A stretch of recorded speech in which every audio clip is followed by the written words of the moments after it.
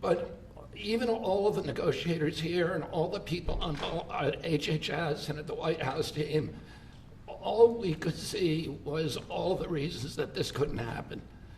Everybody had tried, nobody could make it happen, and it was President Trump alone who, with his doggedness, his persistence, he saw this clearly in a way that none of us other, in its most simplest terms. Why are we spending more on this country than any other country? Why are we spending 75% of the revenues that come to the pharmaceutical industry? We're doing all the research, and everybody else is riding on our slipstream. And President Trump, I would say, harangued and harassed us to make this happen. I was getting calls at 11:30, 12 o'clock at night. Oh, are you asleep? And you got to get MFN done. And at one point, Dr. Oz told me I can't take the president's calls anymore. I have a lot of reasons. My wife has a lot of reasons to say to me about different things that happen in my life. Doesn't that give you anxiety? And I say, I don't get anxiety. This gave me anxiety. Oh, thank you, President Trump. It would not have happened without your leadership. This is real leadership. It's a president who has a vision and makes that vision happen. And I can't think of any other president of the United States who could have done this in our history. I'm very grateful to you. This is an extraordinary benefit.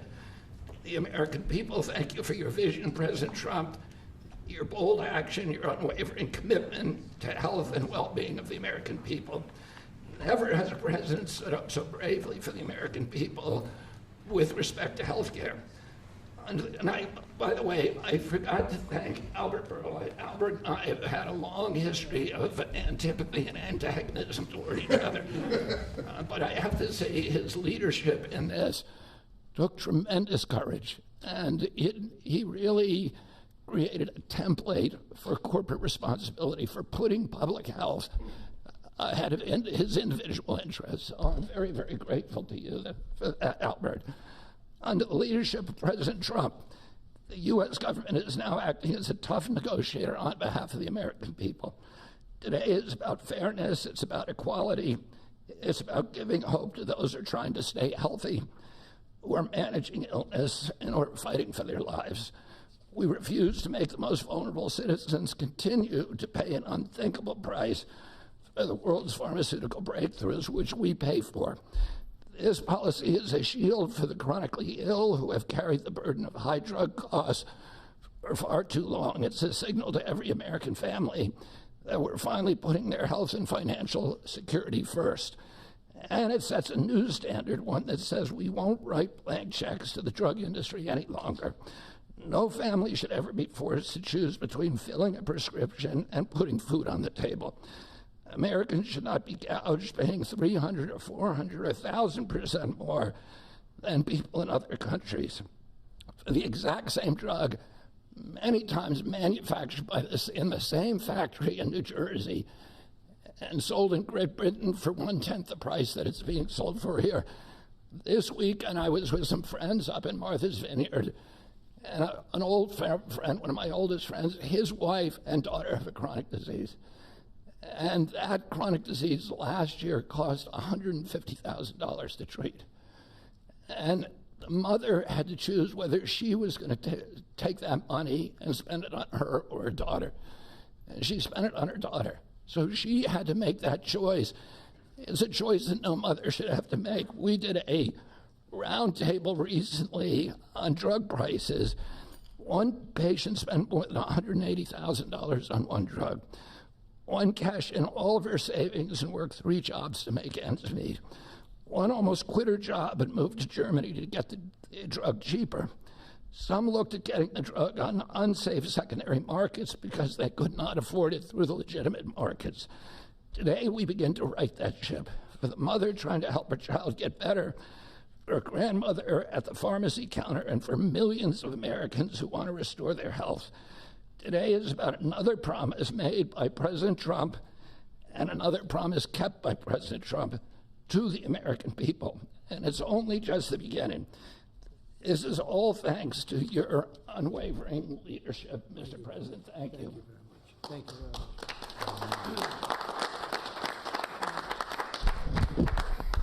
much. There is a fine line between vision and hallucination. People have to follow you for it to be a vision.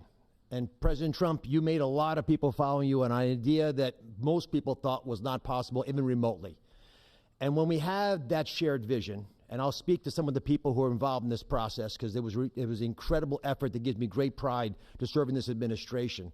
And the fact that it did not leak is also an issue of pride for us because these were tough challenges. And Albert Bourla looks very calm up here and cat-like, but he is ferocious when you get him in a negotiating room. This is true for all the pharmaceutical companies that we are negotiating with. And Secretary Kennedy, my son Oliver, who I told about this deal as I was walking over here, is a Republican. And you know what he said? Thank you for making us proud. Because it's not just a Democratic problem, it's a Republican problem. This has not happened before. And it took a crusader like President Trump, with the support of Secretary Kennedy, Secretary Lutnick, I see the Vice President's here as well, just unwavering, dogged pursuit of change.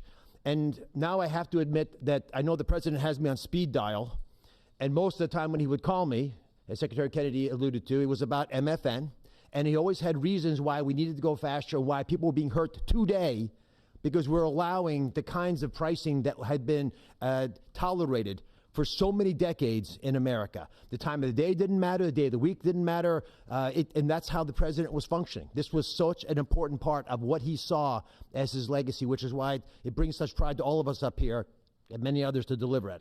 And the laser focus that the president had on this, which he shared with me the day that I was nominated, that he nominated me for this position and has reminded me frequently since, made it a top priority for us as well at CMS.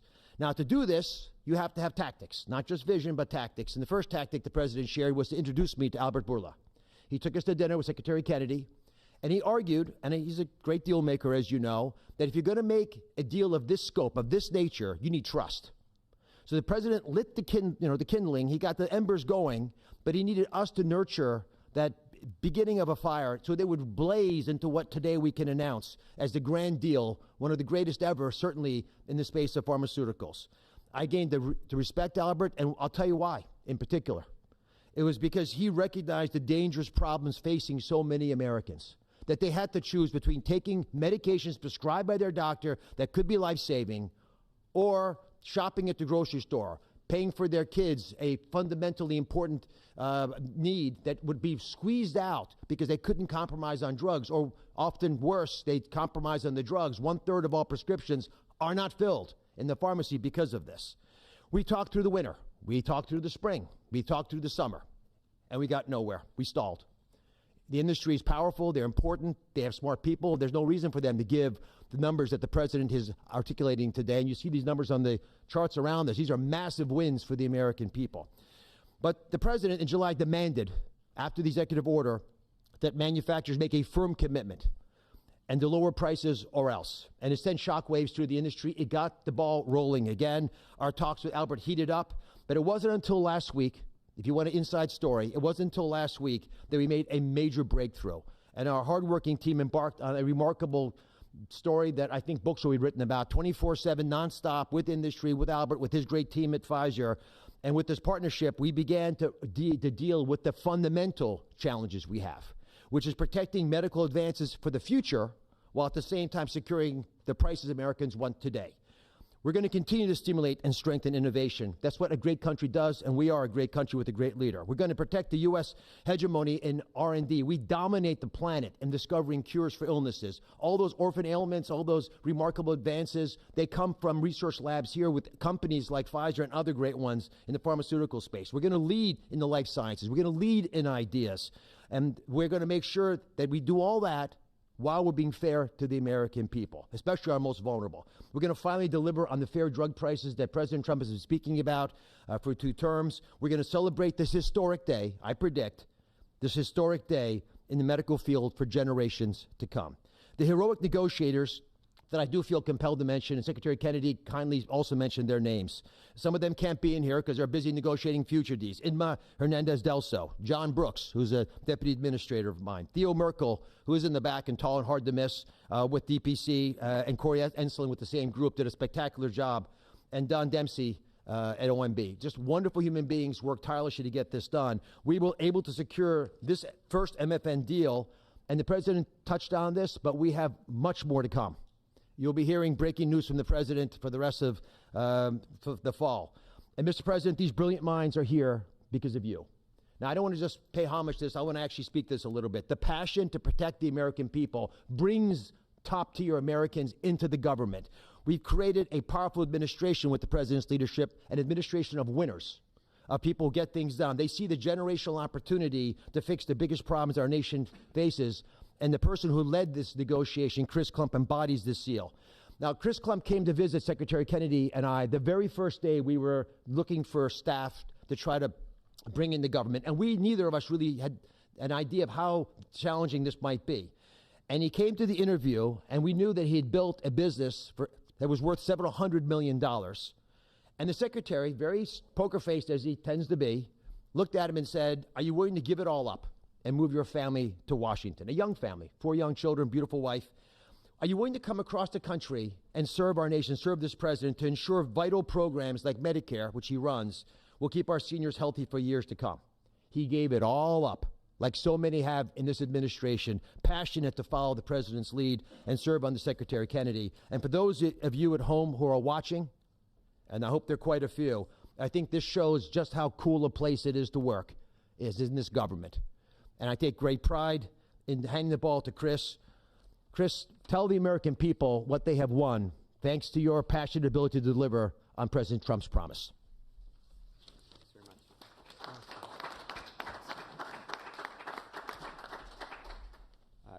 Thank you, Mr. President. You have enabled something that as recently as last night, nearly everyone has said was impossible. And Secretary Kennedy and Administrator Oz, thank you for having trust in us as a negotiating team to drive this forward on behalf of the American people. It is an absolute honor and privilege. And Mr. Bourla, to you and to the team at Pfizer, you have taken a step that I think few appreciate, requires a level of courage to change something that for decades administrations have tried. And there was no incentive rationally for you to do, and yet you've done it because you recognize the opportunity to align your economic interest with the social interest of the American people, and we're grateful. Today is historic, as has been discussed. This is a major win in the battle for affordable health care and affordable drugs. As the president said, on average, we pay nearly 3 times what the rest of the wealthy world pays for branded pharmaceuticals. And yet we drive more than 50% of global R&D, 50% of revenues, nearly 70% of profits. It's unjust. It's morally unjust. And when this happens, we stifle innovation and we limit access for the most vulnerable people across the planet and in America who need these medications. And so the president directed us to make deals. That's what he does, and it's what we do. And all great deals, and this is a great deal, are rooted in principles. And this deal was rooted in the principle of fairness. Now, the president could have directed us to go to the poorest country on the planet and find the cheapest price for every single drug and bring that back to the United States and use the might of the government to insist that that's the price we pay. And that might have worked, actually, for just a little bit. But very quickly, it would have utterly destroyed innovation in pharmaceuticals. It would have destroyed American primacy in building life-saving medications. There are nearly 20,000 known diseases on the planet. We have treatments or cures for far fewer than 10% of them. So that would have been a bad strategy, and it would have limited access to those who need those medications the most. But he didn't call for that. He didn't call for 50% lower than the lowest price on the planet. What he called for was fairness. And that's a powerful principle, because we all grow up wanting to be on the right side of fair. And it allowed us to do what has not been done before, which is to call on manufacturers and ask them to be fair, and allows us to go to countries and ask them to pay their fair share in the battle against global disease. And that is the unlock for this great deal. Now, it's my privilege to talk just for a few minutes about the details of the deal. First, let's start with the definition of MFN. What do we mean by that? This is not made-up list prices that have often been quoted in prior administrations, stuffed with fees and rebates. We're talking about we start at net prices, after fees, after rebates, the prices people actually pay here, the prices people actually pay in other wealthy countries. We then index to a basket of countries, wealthy countries, across the world. And we go drug by drug, and we look for the lowest price. And that becomes the starting point for what an MFN price is in the United States. And then we've built this principles of fairness on 5 key pillars, as we've talked about. Number 1, as has been discussed, direct access for patients at TrumpRx, which is a site soon to be launched, available often at full MFN and always at lower prices than currently available. This is bypassing middlemen. It increases transparency. In many instances, prices are 80% lower than they are today. No more Canadian detours to purchase drugs more inexpensively at our neighbor. You do it from home. You do it a click. This is American ingenuity outsmarting the system. Number 2, the president was very clear to us and directed us to ensure that we secured the lowest prices for the most vulnerable Americans, those who are served by Medicaid. So we focused there first. So Pfizer will be putting virtually all of its portfolio of drugs at MFN prices available to Medicaid in the near future. This safeguards the program. This ensures that this program lives as a lifeline without undue burden on the taxpayer for those who need it most, for our vulnerable Americans whom we are charged morally to care for. The third principle is about future-proofing fairness. This is the idea that Pfizer has committed, as are other manufacturers, that they will not launch a new drug for commercial, Medicare, Medicaid, or cash pay markets at a price that is higher than the other wealthy world. Now, they are free to price their drugs wherever they want. These are not price caps. These are not price controls. They can price however they'd like. We're simply asking them, and they are committing not to undercut us in other countries. This is an essential principle. This allows us to retrain other countries to appropriately value innovation for their citizens, to appropriately understand what fair share means, to contribute global R&D. This allows us not to compromise access for those who need it most. And this is a powerful commitment. The fourth principle is around shared savings. As our commerce colleagues and as our U.S. trade representative colleagues succeed in encouraging other countries to pay more for existing medications, a portion of that will go to fund additional R&D. And a portion of that will repatriate back to the United States to offset prices, lower prices further for Americans on those existing drugs. And the fifth principle, as discussed, with hats off to Secretary Lutnick and Ambassador Jameson Greer from U.S. Trade, is about Pfizer committing to onshore 100% of the value of all imports that it currently imports to the United States, thus ensuring that we seal our great American resurgence. If you're watching this right now and you have been looking for evidence that this is a president who knows and cares about you, who is fighting for you, who is fighting for every American, this is Exhibit A. This is not an empty promise. It's not platitudes. It's not lacking a plan. These are hard contracts with teeth, lowering prices now that we will all feel. These are the most significant, historical, substantive, mathematically quantified price reductions in the history of our country in modern-day pharmaceuticals. I cannot thank you enough for your leadership in enabling this to happen. It is an absolute pleasure. The President has showed us that the impossible can be achieved, and that is what's happened today. God bless America. With that in mind, it is my absolute pleasure to introduce Albert Bourla, CEO of Pfizer.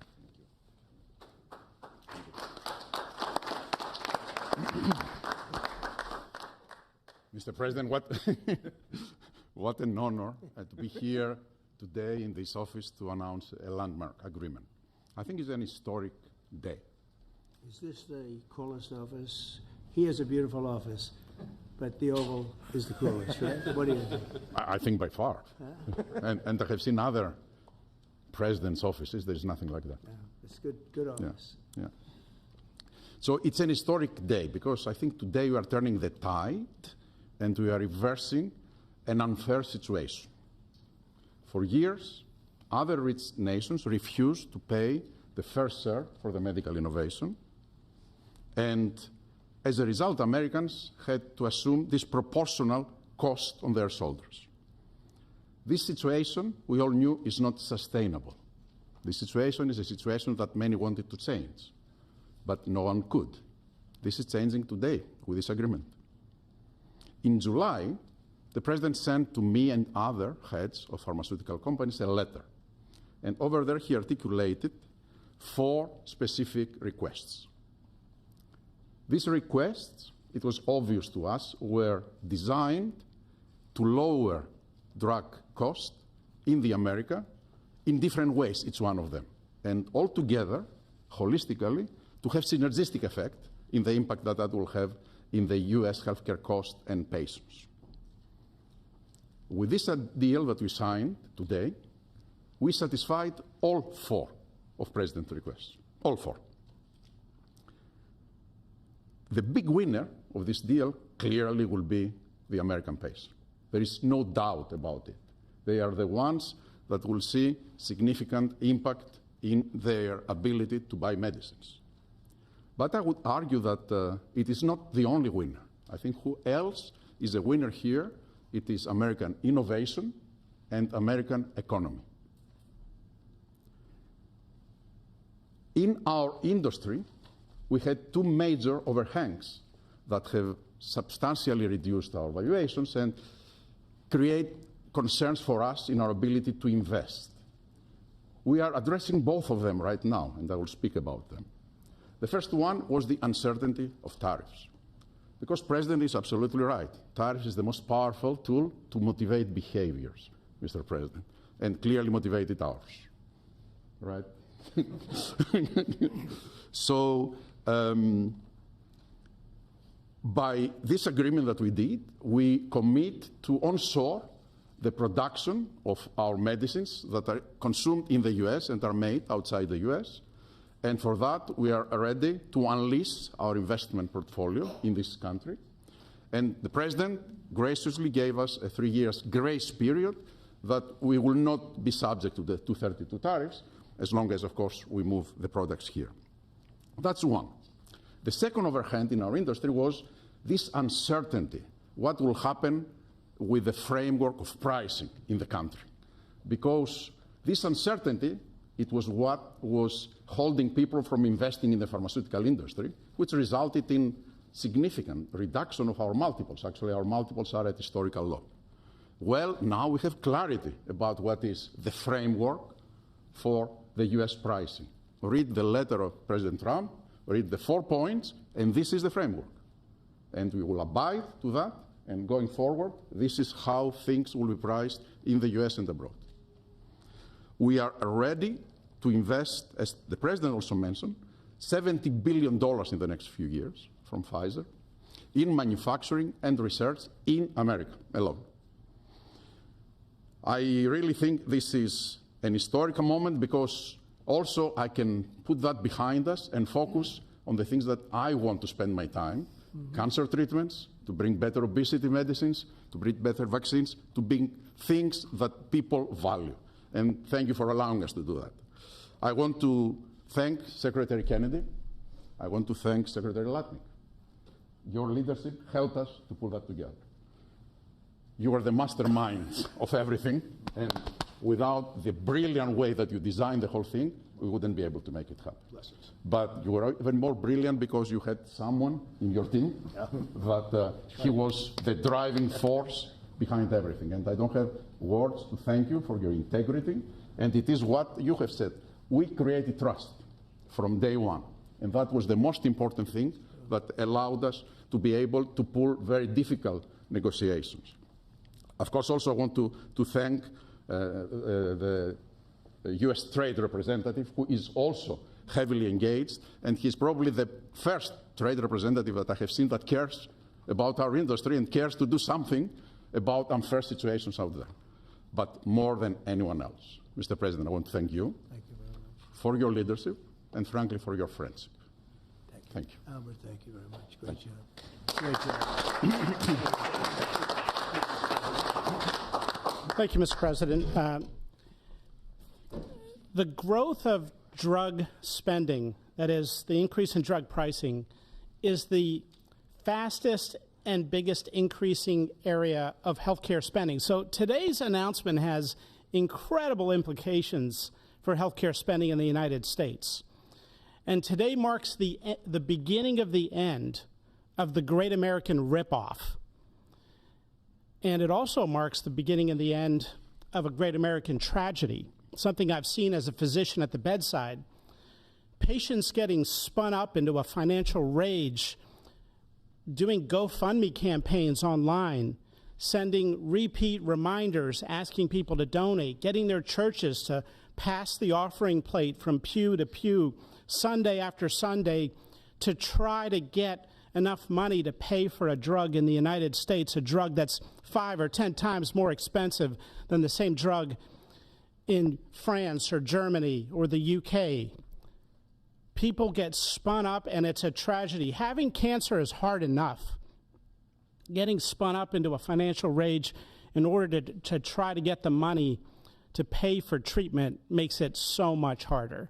37% of people who go through cancer care say in the end that the financial toxicity makes them want to avoid or delay care in the future. That is, they're done with it. They're done with the system. That's how toxic financial toxicity can be.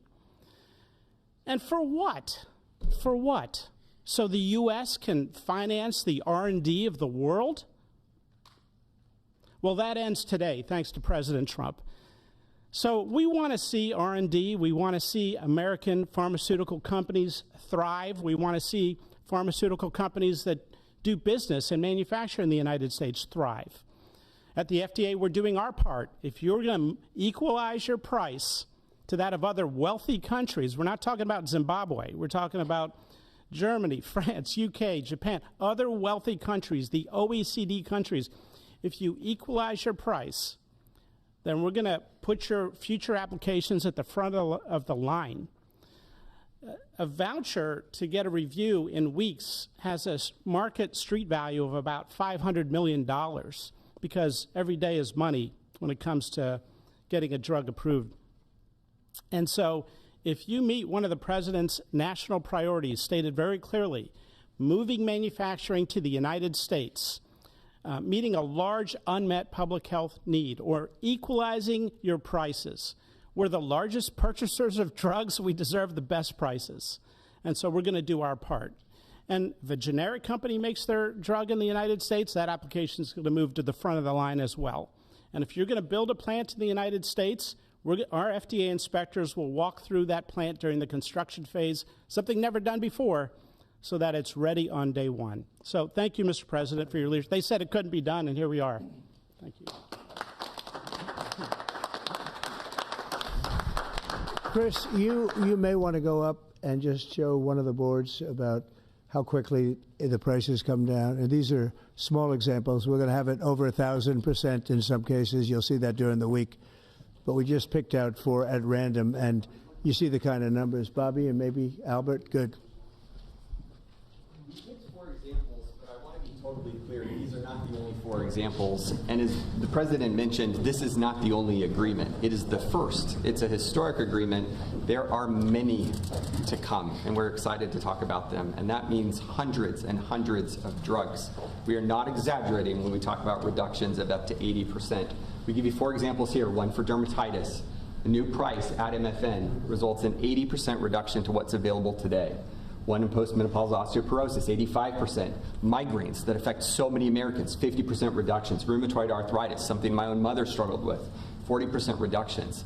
This is about access.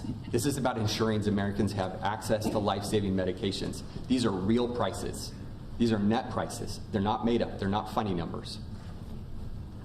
Thank you very much, sir. Great job you've done. Everybody here has been incredible. We've been standing here talking about the Make America Healthy Again a lot lately, and I think our meeting the other day was excellent on a thing called Tylenol. That was a very important meeting. I think that was a very important meeting. And this, in terms of pricing, it's going to be great for Medicare, Medicaid, Social Security. It's going to be great for everything because your medicine costs are coming way down. We have some examples that I think we'll be able to show you next week of over 1,000% in some cases, where a pill that cost $10 in London was costing $130 in New York and various other places within United States. And the same thing with Canada. People would go to Canada, they go to Mexico, they'd go to other places to buy drugs. They don't have to do that anymore. So we have favored nations. So that's what we have. And it's one of the biggest days I think anybody will ever have. We're talking about massive numbers, and the numbers are going to get even better with a little time. And I will say, Albert, I think that the drug companies are going to be the same. You're going to, you know, the world, we're really competing against the world, so they have more people. So we'll come down a lot, and the world's going to go up a little bit. And the end result is you're going to, I think, do the same business pretty much. Maybe you'll figure a way to do more business, I think, knowing you. But I think the drug companies, we're going to come down a lot. The U.S. will come down a lot. But the world, many more people, is going to go up a little bit. And it equalized, and it's a great tribute. And I want to thank everybody up here. J.D., thank you for all of your help, too. And Howard, great, really great job. Thank you all very much. Do you have any questions? How about we focus on this? It's so big, let's focus on this. Mr. President, please give us a timeline. Yeah, Mr. President, first of all, this kind of goes along with your America First campaign promises for lowering health care costs. On a day that it seems like we're going into a government shutdown led by Democrats on the premise of providing health benefits to illegals, this seems to, your move here is a stark contrast to that. Could the same principles that you did today apply to health insurance, to maybe lower the cost of health insurance? Many Americans are kind of struggling with that. We're working on just that, little different group, but we're working on just that. It could, I don't know to this extent. You know, we have a pill, one pill in particular we're going to show you next week. It sells for $10 in other countries and $137 in the U.S. And that's coming down now to probably $15 or $18. They'll go up to 18. I think that's pretty much right, Albert. It's not you, but they'll go up to 18, and we'll come down from 135 or whatever down to 18. I mean, that's a massive number. Remember, I was the one that held a news conference because I lowered drug prices by 1/4%. I think it was 1/8 of 1%, but it was the only one in 28 years that brought drug prices down for the year. But it was a very small number. Now we're talking about, you're going to see one over 1,000%. Look at these numbers. So, and this has a big impact, even on the discussion that we'll have with Chuck Schumer, who was here yesterday, along with a very nice gentleman who I didn't really know. You know who I'm talking about. The two of them came, and we had a good discussion, and we're going to see what happens. We're going to see what happens. But this has a huge impact on that because these numbers are going to bring Medicaid. We talk about Obamacare. Obamacare is a failure. Obamacare is not good. It's not. It's there, but relative to other health care programs, it's in the lower 20%. It's not good. And I asked the Democrat representatives, what do you think about coming up with a better health care?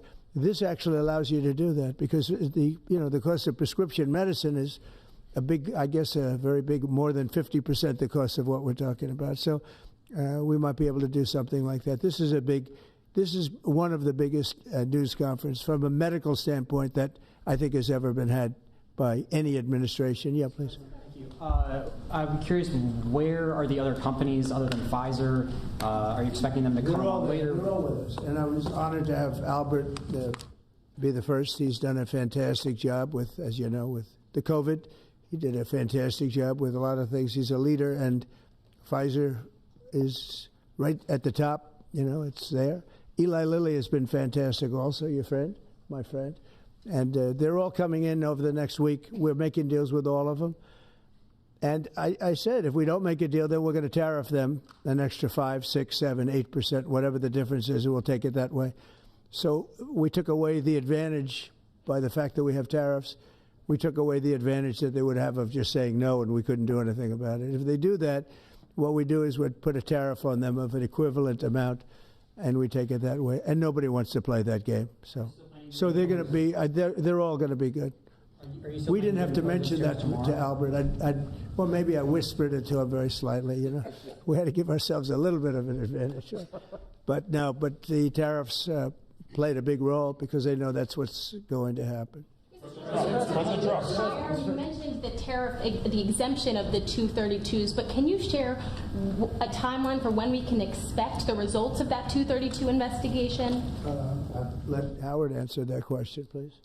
Sure. So while we're negotiating with these companies, we're going to let them play out and finish these negotiations because they are the most important thing to the American people. So we are standing by, helping, and working with them. But the driver of the 232 outcomes is our HHS team because, I mean, look what they've accomplished today. So we are on their side helping them, but that is the model that's going to drive. And you have to understand, Albert's spending $70 billion that he wouldn't be spending because of the tariffs, let's say, and other reasons. I think he liked the winner of November 5th, in all fairness, but because of the tariffs. And that wouldn't happen. He's not going to pay any tariffs because when he moves here, there are no tariffs. So he won't be paying tariffs. That's the beauty of it. If you move here, there are no tariffs. And we have over $17 trillion, Albert. You believe these numbers?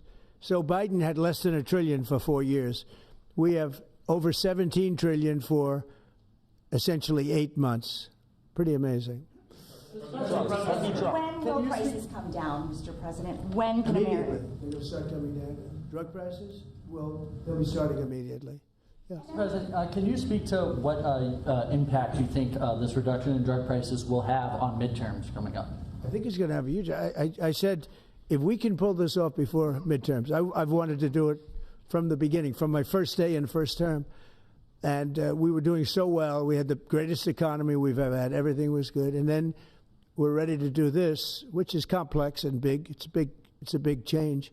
But what happened is COVID came, and we focused on COVID. We focused on COVID very hard with Albert, with the other companies, with everybody. Regeneron was a great thing. You know, we did a lot of therapeutics that were fantastic. And so we focused on that. And I said, if I pull this off again, the first thing I'm going to do, and you know, we've been working on this for 8 months. It's a very big deal. This is a big shock to the system. But it's not as much as I said. They're going to go up. The world is going to go up a little bit. We're going to come down a lot. But now it's fair. We're going to be paying the same thing. Yeah. President Trump, in your first term, when you cut the price of insulin, Biden later came in. He tried to steal credit for that. Do you think that? Do you worry that the Democrats are going to try to steal credit for these historic cuts? I really appreciate your question because I did. I cut the price of insulin down to $35. And the problem is with many of these things. Now, in this case, it's going to be pretty quick, but oftentimes you'll do something medically because of the process, and it won't be seen for 2 or 3 years. That happened also with, I could say 4 different things, but just if you talk about insulin, so it was 200, 300, 500, and you couldn't get it, and I got it down to 35. And I said, I hope I win the next election because otherwise whoever wins is going to take credit for it. Well, what happened is we did win the election. We did great. But unfortunately, it didn't work out that way from a practical standpoint. And Biden, when I saw him get up and take credit for the $35 and even less insulin, that was 1,000% lower than what it was just previous. Boy, I tell you, I didn't like it. I didn't like it. So I did the best I could to let him know we did it, because we want to be given credit. But we are the ones that got insulin down to that number. And you're right, they tried to take credit for it. They had nothing to do. In fact, they didn't even know what happened. All of a sudden, the insulin price kicked in at $35. And they asked Biden about it. He had no idea what the hell they were talking about. But after they explained, and they didn't really explain to him because he was not capable really of understanding it.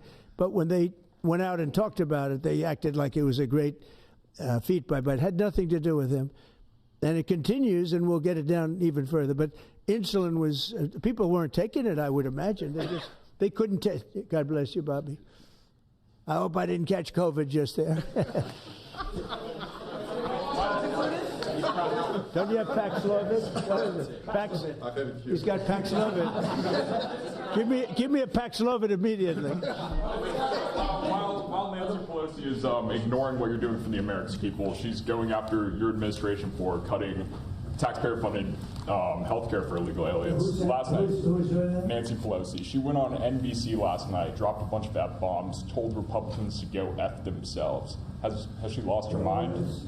We have done an unbelievable job medically. Just this, if you did nothing else, we've done a lot like the insulin, but just this, nobody can ever catch this. This is the biggest price reduction times, maybe 10 times, 15 times than has ever been given before. And this is going to have a huge impact. You know, as I said, Obamacare is not a good thing. It's been bad. And I'd like to make it better. I told them, I spoke to a lot of people, a lot of Democrats recently. I said, why don't we change it? We can make Obamacare much better. We could come up with a new system that would be much better, less expensive for the people and better. This is maybe the biggest breakthrough because, you know, when you're talking about the prescription drugs, that's a big part of it. So we're going to look. This is prescription, but we're going to be looking at that. We could come up and through this whole thing, you know, because I don't know, we'll probably have a shutdown because one of the things they want to do is they want to give incredible Medicare, the Cadillac Medicare, to illegal immigrants. And what that does is it keeps them coming into our country, and like they do in California. And no country can afford that. No country. And we have the border stopped up. We have it closed. We have nobody for 4 months. Zero people came in. That wasn't me. That's by the authorities who happen to be liberally oriented. But just think of that. We have people offering health care to people all over the world that they can't afford to pay. And that's the Democrats. And what that does is it brings people into the country because they want to come in for the health care. But no country can afford it, and they can't afford it. So we cannot allow them to charge tremendous amounts of money for health care for people that aren't even citizens. And in many cases, they come in from prisons, jails, and mental institutions.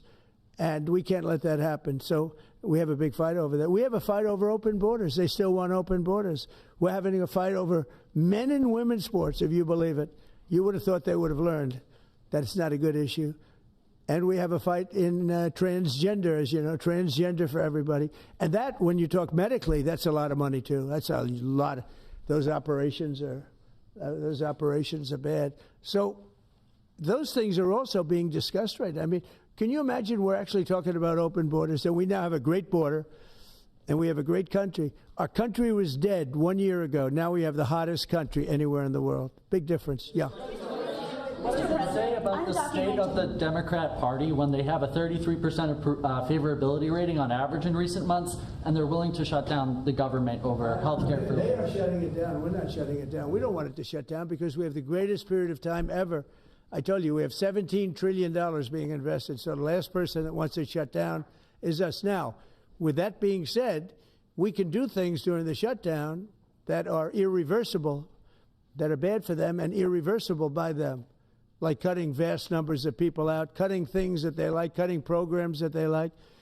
And you all know Russell Vought. He's become very popular recently because he can trim the budget to a level that you couldn't do any other way. So they're taking a risk by having a shutdown because of the shutdown, we can do things medically and other ways, including benefits. We can cut large numbers of people out. We don't want to do that, but we don't want fraud, waste, and abuse. And, you know, we're cutting that. But they want to have illegal aliens come into our country and get massive health care at the cost to everybody else, and we don't have it. And that's I would say, the number one reason that they want to strike is to get illegal immigrants health care. And, you know, Gavin Newsom wants that, too, in California, and it's destroying California. We can't have that. We're not going to let it happen. Do you have a plan for dealing with drug companies that are responding to MFN only by raising prices overseas as opposed to lowering prices in the U.S.? No, they're responding. I understand that question very well, but they're responding by lowering prices.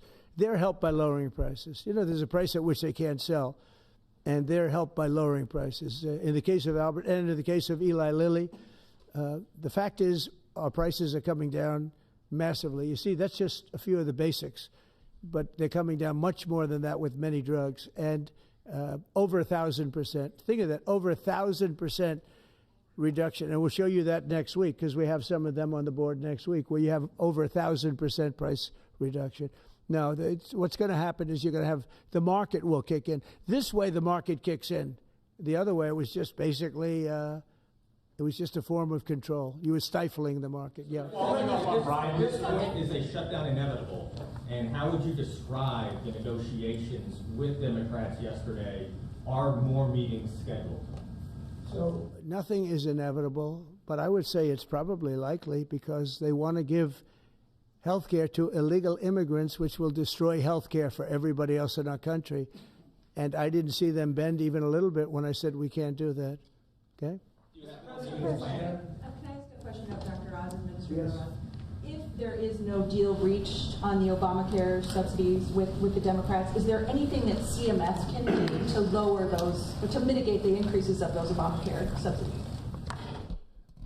Not really, but we have time.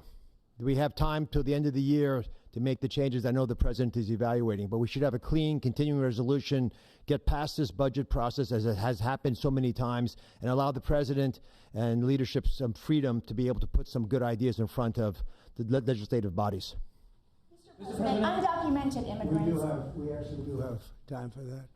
Not eligible for the health care subsidies that Democrats are demanding. So can you clarify, what are you talking about when you say Democrats want to protect their health care? So when an illegal person comes in, a person who came into our country illegally, therefore breaking the law, and look, we all have big hearts. I have a bigger heart than you do. They're all breaking the law, and they're coming into our country. And we just, as a country, cannot afford to take care of millions of people who have broken the law coming in. We want them to come into our country, but we want them to come in legally. Now we have a strong border, very strong border, thanks to Christie and Tom Homan and the whole group. They've done an amazing job at the border. I mean, we had a border that was reckless. We had a border that was a disaster.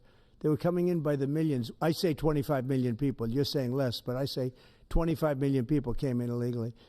And no system can take care of the health care of all of those people that came in. Now, a lot of them have gone out. We have over 11,000 murderers. We got many of them out. Many of those people have been taken out of the country, brought back to where they came from. In some cases, put in prison because they're so dangerous. We don't want to take them out. We have to watch them. We don't want them coming back. But if you look at what's happened in Washington, D.C. right now, it is such a place. I just drove through it. And it's clean and nice and beautiful, and people are walking around and they're not afraid of being mugged. We haven't had murders. We haven't had anything happen in a long time. It took us 12 days to make it very good. It took us 20 days to make it beautiful. And now we're going to Memphis. But I think we should always keep a presence here, because if we don't keep a presence, it's going to come back never like it was, because we got rid of 1,700 career criminals. You know what that is? One career criminal can give you a lousy reputation for danger, because they commit many crimes a day in some cases. But Washington, D.C. is an unbelievable example of what can happen. And now we're going, as you know, to Memphis, which was very similar to Washington, very dangerous. And we're there, and we're working along very well with the governor, the mayor.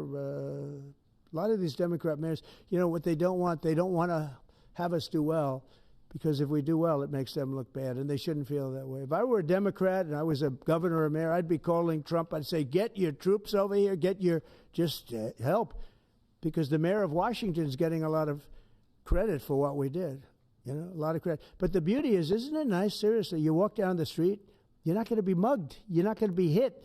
We had a meeting about 3-4 months ago, and I was saying to the media, how many of you people have been threatened or mugged or accosted during your walk to the White House? And they said, we don't walk to the White House anymore. But the answer was, remember, Brian, almost everybody's, look at this guy. They even attacked this big, strong guy, right? Didn't you get attacked? Did you? But, yeah, just take a look at the other guy, right? What happened to the other guy? I don't know. Those other guys are pretty tough. They're tough with a gun in their hand, right? And, yeah, you were hit pretty hard. But almost everybody was. And now, nobody. Anybody been accosted in the last 3 weeks? If I would have said that 6 months ago, half the hands would have been raised out. No, we have a very safe city now.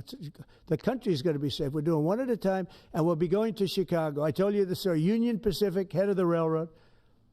He knows this country very well. Started off as a very low-rung employee of the Union Pacific. He's now chairman. He came to me and he said, sir, save Chicago. It's a great city.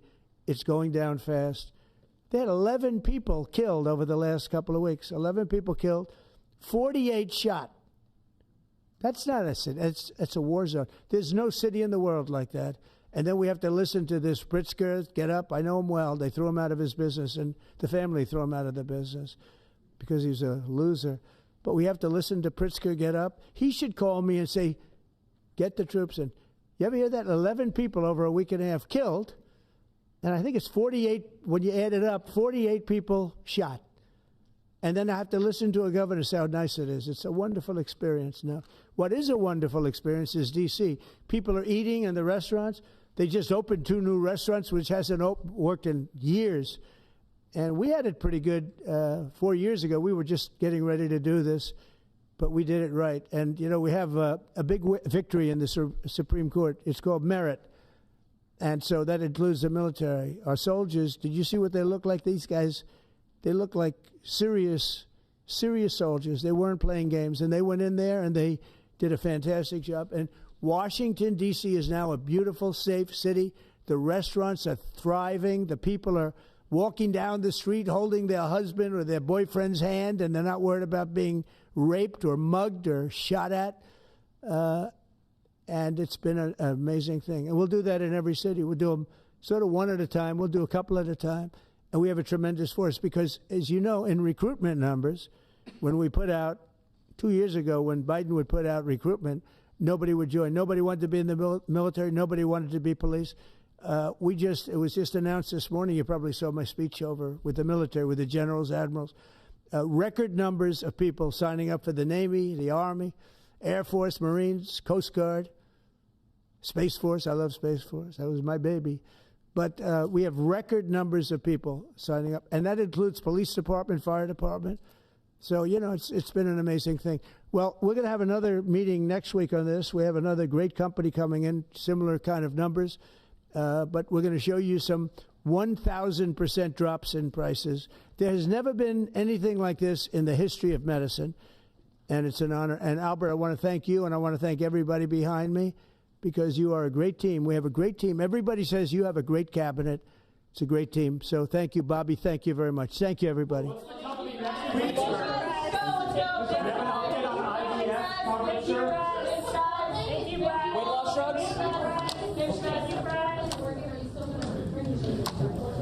Are the weight loss drugs? Weight loss?